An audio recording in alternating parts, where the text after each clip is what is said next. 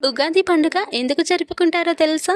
ఇది కేవలం తెలుగువారి నూతన సంవత్సరం మాత్రమే కాదు. ఇది సృష్టి ప్రారంభమైన రోజు అని పురాణాలు చెప్తున్నాయి.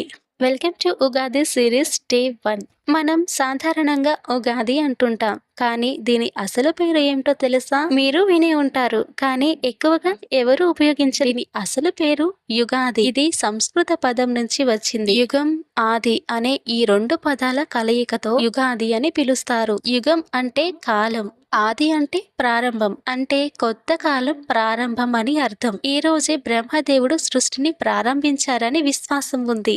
అందుకే ఈ రోజును సృష్టి ప్రారంభమైన పవిత్రమైన రోజుగా భావిస్తారు. ఈ రోజు నుండే కొత్త సంవత్సరం ఆరంభమవుతుంది. అందుకే ఉగాది రోజు ఉదయం లేచి నూనె రాసుకొని, అంటే దీనిని అభ్యంగన స్నానం అంటారు. ఉగాది రోజున అభ్యంగన స్నానం చేస్తారు. సాధారణంగా అందరూ కొత్త సంవత్సరం అంటే జనవరి 1 అర్ధరాత్రి ప్రారంభమవుతుందని భావిస్తారు. కానీ ఉగాది అలా కాదు. మన తెలుగువారి నూతన సంవత్సరం సూర్యోదయానికి, అంటే ఉదయాన్నే ప్రారంభమవుతుంది. అందుకే అభ్యంగన స్నానం చేస్తారు. ఇంటి ముందు మామిడి తోరణం కట్టి దైవాన్ని పూజించి ప్రత్యేకంగా ఉగాది పచ్చడి తయారు చేస్తారు. ఉగాది పచ్చడిలో 6 రుచులు ఉంటాయి. తీపి, చేదు, పులుపు, కారం, ఉప్పు, వగరు. ఈ 6 రుచులు మన జీవితంలో 6 రకాల అనుభవాలను సూచిస్తాయి. సంతోష, బాధ, కోపం, ఆశ్చర్యం, భయం, విజయాలు.